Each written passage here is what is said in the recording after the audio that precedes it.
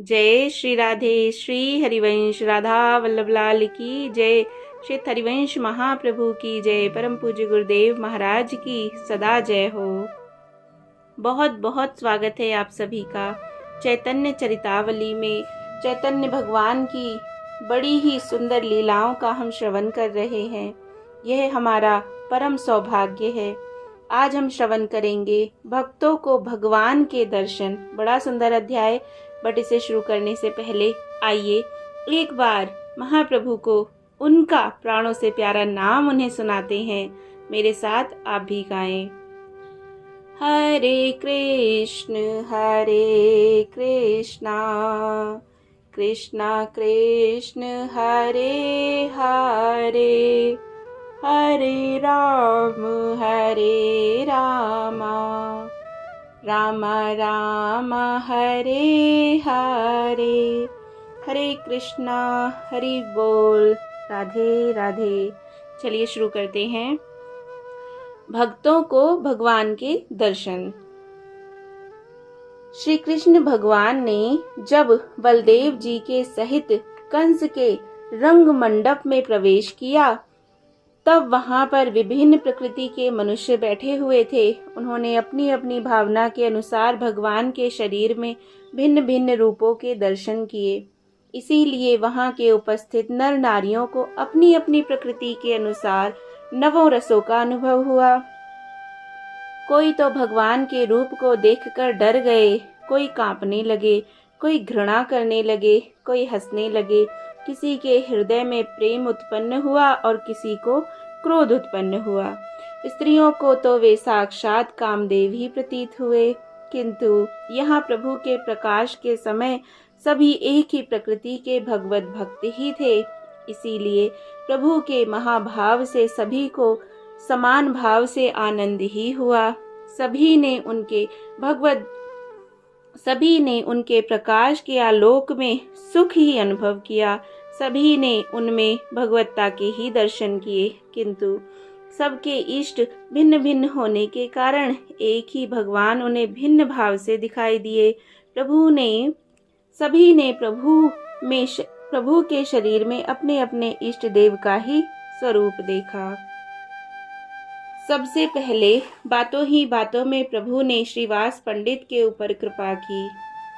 आपने श्रीवास पंडित को संबोधित करते हुए कहा, श्रीवास, तुम हमारे परम कृपा पात्र हो। हम सदा ही तुम्हारी देख रेख करते हैं। तुम्हें यह घटना याद है जब देवानंद पंडित के यहाँ तुम बहुत से अन्य शिष्यों के सहित श्रीमद् भागवत का पाठ सुन रहे थे।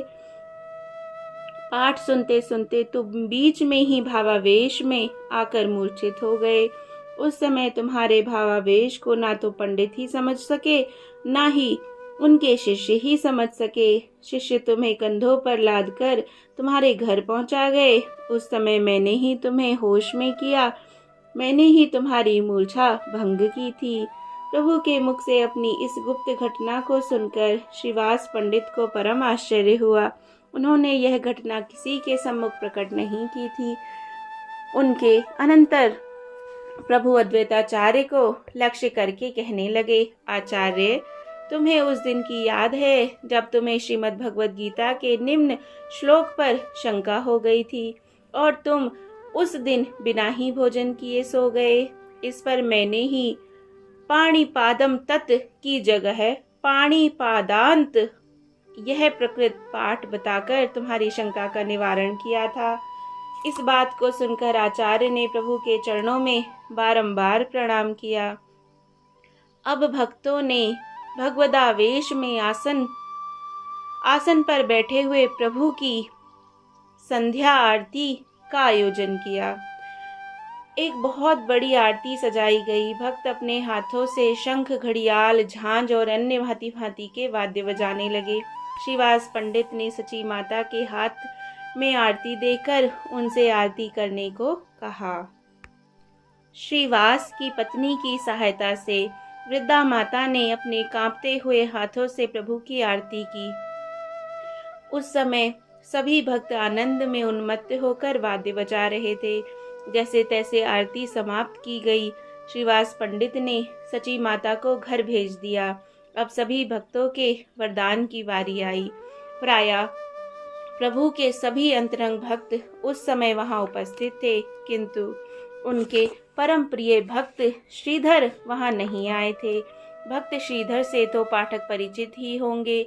ये कला के खोल और दोना बेचने वाले वे ही भाग्यवान भक्त हैं जिसने प्रभु सदा छेड़खानी किया करते और घड़ी दो घड़ी तंग करके ही आधे दामों पर इनसे खोल लिया करते। केले की गहर के डंठल के नीचे केले में जो मोटी सी डंडी शेष रह जाती है उसी को बंगाल में खोल कहते हैं। बंगाल में उसका शाक बनता है। प्रभु के भोजन में जब तक श्रीधर के खोल का साग नहीं होता था तब तक उन्हें अन्य पदार्थ स्वादिष्ट ही नहीं लगते थे। केले के ऊपर जो कोमल कोमल खोपटा होता है उसे काटकर और उसके थाल में बनाकर बहुत गरीब दुकानदार उन्हें बेचते हैं। उसमें स्त्रियां पुरुष पूजन की सामग्री रखकर पूजा करने के निमित्त ले जाते हैं। श्रीधर इन्हीं चीजों को बेचकर अपना जीवन निर्वाह करते थे। उनसे जो आमदनी हो जाती उसी से आधी से तो वे देव पूजन गंगा पूजन आदि करते और आधी से जिस किसी प्रकार पेट भरते। दिन रात ये उच्च स्वर से हरिनाम संकीर्तन करते। इसीलिए इनके पास में रहने वाले मनुष्य इनसे बहुत ही नाराज रहते। उनका कहना था, यह बूढ़ा रात्रि में किसी को सोने नहीं देता। इस गरीब दुकानदार की सभी उपेक्षा करते, कोई भी इन्हें भक्त नहीं समझता। किंतु प्रभु का इन पर हार्दिक स्नेह था।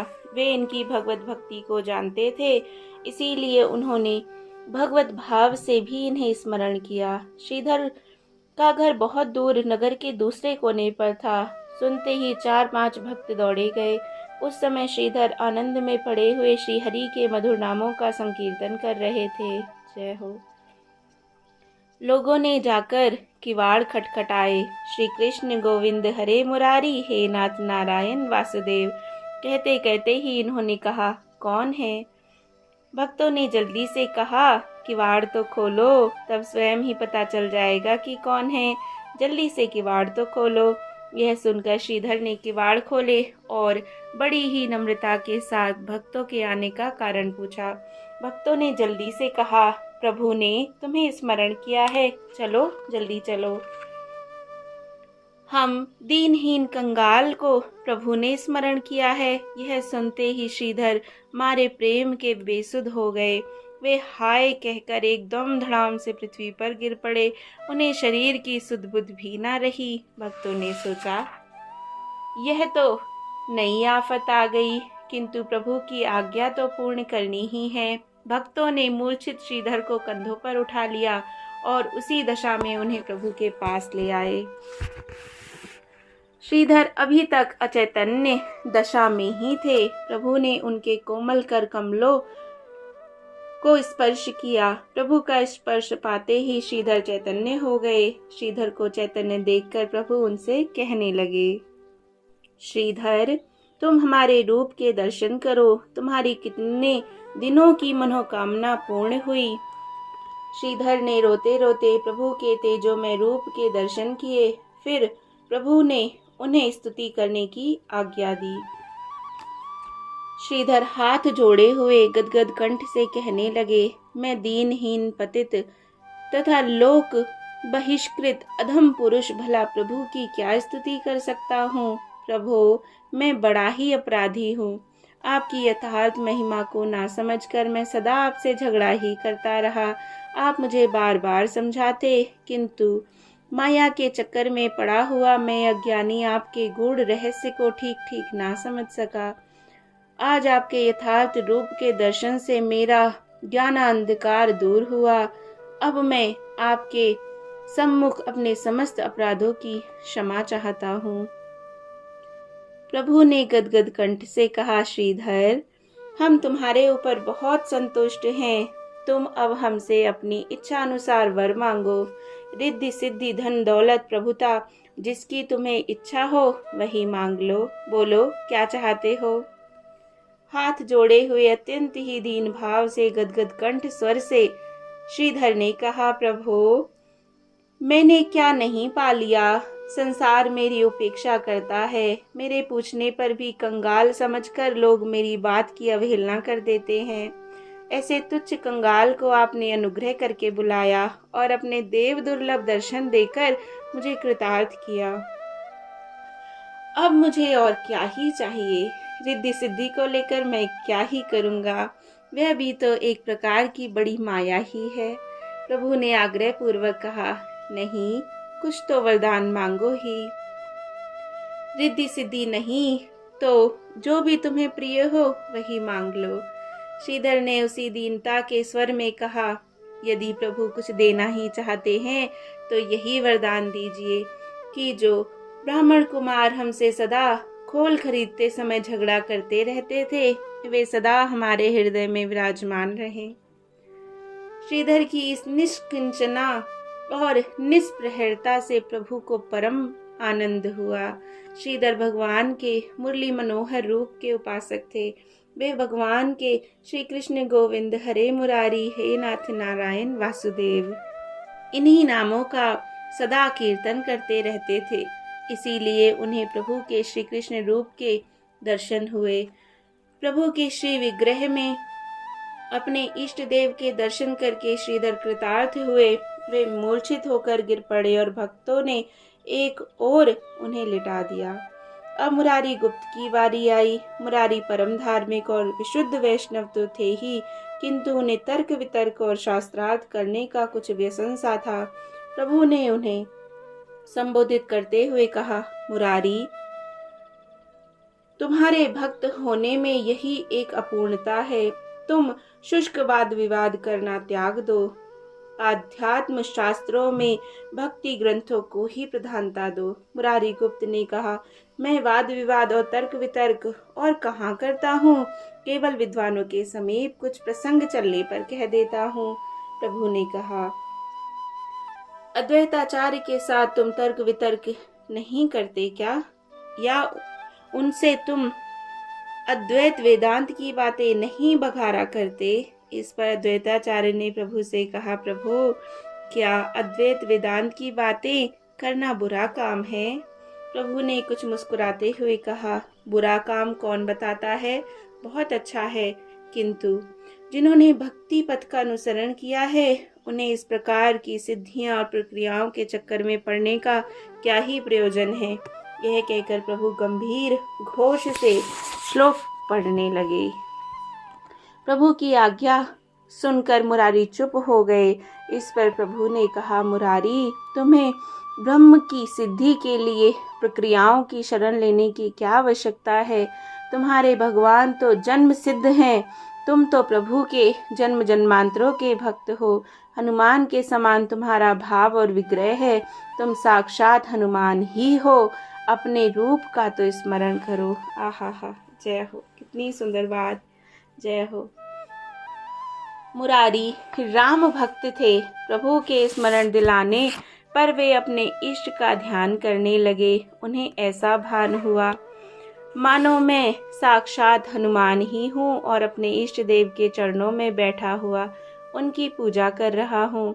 उन्होंने ऊपर को आंख उठाकर प्रभु की ओर देखा। उन्हें प्रभु का रूप अपने इष्ट देव सीताराम के रूप में ही दिखाई देने लगा। अपने इष्ट देव को प्रभु के श्री विग्रह के रूप में देखकर मुरारी गदगद कंठ से स्तुति करने लगे और बारंबार भूमि पर लौटकर साष्टांग प्रणाम करने लगे। प्रभु के वरदान मांगने की आज्ञा पर हाथ जोड़े हुए मुरारी ने अविचल श्री राम भक्ति की ही प्रार्थना की, जिसे प्रभु ने उनके मस्तक पर अपने पाद पद्म रखकर प्रेम पूर्वक प्रदान किया। ओहो, जय हो। इसके अनंतर एक एक करके सभी भक्तों की बारी आई। अद्वैत, श्रीवास, वासुदेव सभी ने प्रभु की अहेतु की भक्ति की ही प्रार्थना की। हरिदास अपने को बहुत ही दीनहीन, कंगाल और अधम समझते थे। उन्हें प्रभु के सम्मुख होने में संकोच होता था, इसीलिए वे सबसे दूर भक्तों के पीछे छिपे बैठे थे। प्रभु ने गंभीर भाव से कहा, हरिदास, हरिदास कहाँ है? उसे हमारे सामने लाओ। सभी भक्त चारों ओर हरिदास जी को खोजने लगे। हरिदास जी सबसे पीछे सिकुड़े हुए बैठे थे। भक्तों ने उन्हें प्रभु के सम्मुख होने को कहा, किंतु वे तो प्रेम में बेसुध थे। भक्तों ने उन्हें उठाकर प्रभु के सम्मुख किया। हरिदास को सम्मुख देखकर प्रभु उनसे कहने लगे, हरिदास, तुम अपने को नीच मत समझो, तुम सर्वश्रेष्ठ हो। मेरी तुम्हारी एक ही जाति है। जो तुम्हारा स्मरण ध्यान करते हैं वे मानो मेरी ही पूजा करते हैं। मैं सदा ही तुम्हारे साथ रहता हूँ। तुम्हारी पीठ पर जब बेत पड़ रहे थे तब भी मैं तुम्हारे साथ ही था। वे बेत तो मेरी ही पीठ पर पड़ रहे थे। देख लो, मेरी पीठ पर अभी तक निशान बने हुए हैं। सभी भक्तों के कष्टों को मैं अपने ऊपर ही झेलता हूँ। इसीलिए भारी से भारी कष्ट पड़ने पर भी भक्त दुखी नहीं होते। कारण कि जो लोग भक्तों को कष्ट देते हैं वे मानो मुझे ही कष्ट पहुँचाते हैं। इसीलिए अब मैं दुष्टों का संहार ना करके उद्धार करूँगा। तुमने मुझसे दुष्टों के संहार की प्रार्थना नहीं की, किंतु उनकी बुद्धि शुद्धि और कल्याण की ही प्रार्थना की। इसीलिए अब मैं अपने सुमधुर नाम संकीर्तन द्वारा दुष्टों का उद्धार कराऊंगा। मेरे इस कार्य में जाति वर्ण या ऊंच नीच का विचार ना रहेगा। मेरे नाम संकीर्तन से सभी पावन बन सकेंगे। अब तुम अपना अभीष्ट वर मुझसे मांगो।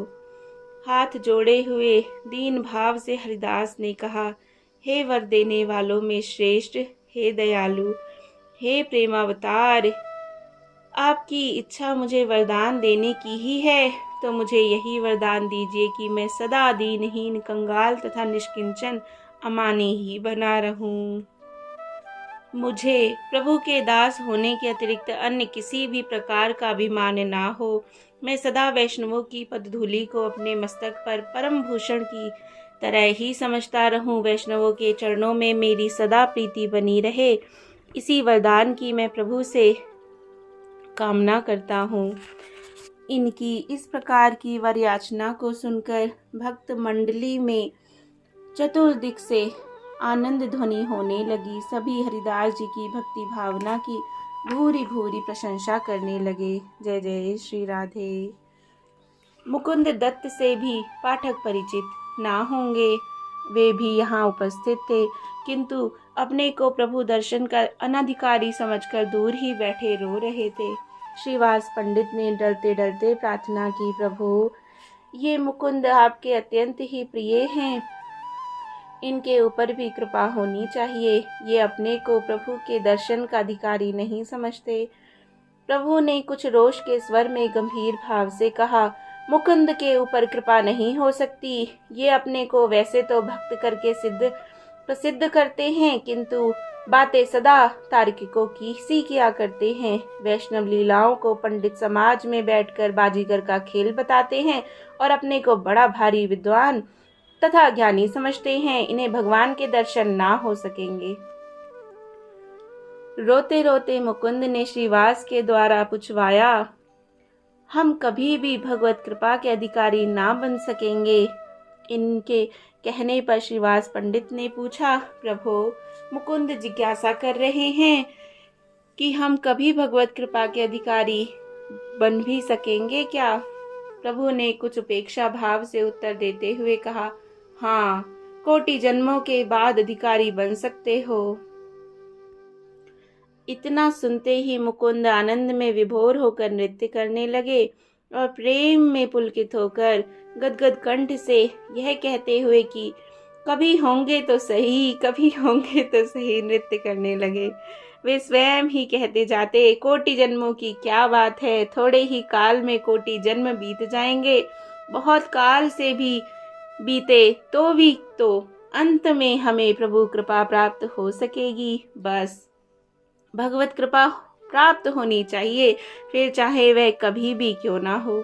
इनकी ऐसी आनंद दशा को देखकर सभी भक्तों को बड़ा आश्चर्य हुआ। वे इनकी ऐसी दृढ़ निष्ठा को देखकर अवाक रह गए। अंत में प्रभु ने इन्हें प्रेमालिंगन प्रदान करते हुए कहा, मुकुंद, तुम अपनी इस अविचल निष्ठा से मुझे खरीद लिया। सचमुच तुम परम वैष्णव हो। तुम्हारी ऐसी दृढ़ निष्ठा के कारण मेरी प्रसन्नता का ठिकाना नहीं रहा। तुम भगवत कृपा के सर्वश्रेष्ठ अधिकारी हो। तुमने ऐसी बात कहकर मेरे आनंद को और लक्षों गुणा बढ़ा दिया है। मुकुंद, तुम्हारे जैसा धैर्य, तुम्हारी जैसी उच्च निष्ठा धारण करने वाले लोग होना अत्यंत कठिन है। तुम भगवत कृपा के अधिकारी बन गए। मेरे तेजोमय रूप के दर्शन करो। यह कहकर प्रभु ने उन्हें अपने तेजोमय रूप के दर्शन कराए और मुकुंद उस अलौकिक रूप के दर्शन से मूर्छित होकर पृथ्वी पर गिर पड़े। आहा। फिर सभी भक्तों ने अपनी अपनी भावना के अनुसार श्याम वर्ण, मुरली मनोहर, सीताराम, राधा कृष्ण, देवी देवता तथा अन्य भगवत रूपों के प्रभु के शरीर में दर्शन किए। जय हो, जय हो, जय हो। कितना अद्भुत अध्याय ना, कितना प्यारा अध्याय, कितना सुंदर और कितनी सुंदर शिक्षा इससे हमें मिलती है। यही कि प्रभु तो एक ही हैं और एक में ही सब विराजमान हैं। हम श्री कृष्ण का पूजन करते हैं तो सारे देवी देवता सब इन्हीं में हैं। बस इस बात को हम बहुत दृढ़ता से मान लें, जान लें, अपने मन में बिठा लें। जय जय श्री राधे। बहुत आनंदमय अध्याय। आगे भी हम ऐसे ही सुंदर सुंदर अध्यायों का पाठ करेंगे। आशा है आपने चैनल को सब्सक्राइब किया होगा, नहीं किया है तो ज़रूर करें। जय जय श्री राधे। श्री चैतन्य चरितावली की जय। श्री चैतन्य महाप्रभु की जय। जय श्री राधे श्याम।